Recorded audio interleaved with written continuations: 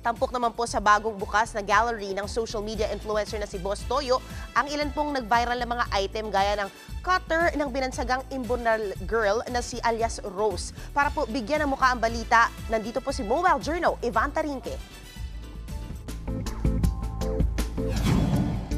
Isang gallery na punong-puno ng alaala mula sa mga laruang nagpabalik-tanaw sa kabataan hanggang sa mga memorabilia ng mga sikat at mga bagay na sumikat sa internet. Ito ang matutunghayan sa bagong bukas sa gallery ng internet personality na si Boss Toyo.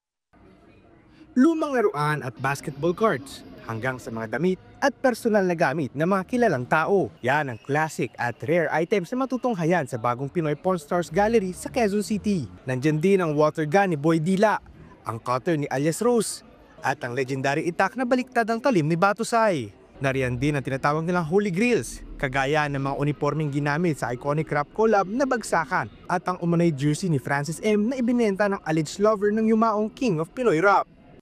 So far ngayon, wala pa akong price for letting those items kasi sila yung puso itong big stars, so para ayoko pa siya ibenta.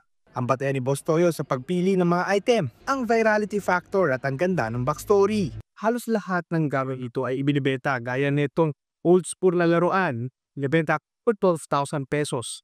Itong Pokemon cards naman, nasa 1 milyon ang halaga niyan ngayon. Pero para kay Boss Toyo, higit pa sa bentahan, mas mahalaga ang pagbibigay ng espasyo sa mga bagay na may kwentong dapat muling maalaala. Di ko alam kung may bibili, pero para kasi sa akin, sa tingin ko hindi naman ako nag-iisa.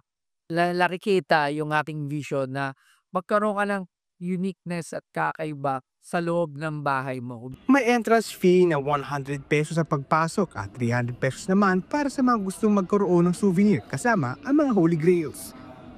Sa bawat item, may kwentong bumalik, mapahistory, pop culture o silbing bagay na naging saksi sa mga bagong panahon. Mobile Journal, Ivan Tarinque po, hatid ang mukha ng balita.